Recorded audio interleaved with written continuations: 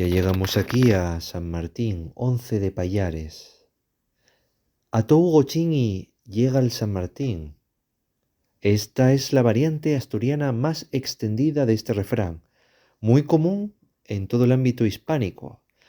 La forma asturiana asegura una estructura rimada gracias al diminutivo característico con sufijo in, sobre gochu, el cerdo. Aunque la interpretación del refrán excede sin duda la mera referencia temporal a las fechas tradicionales de la matanza, entendemos que es plenamente pertinente su inclusión en este grupo. Mantenemos la minúscula, pues San Martín, en asturiano, no solo se refiere a la fecha en sí, sino también al acto de la matanza y al conjunto de los productos que se obtienen de ella.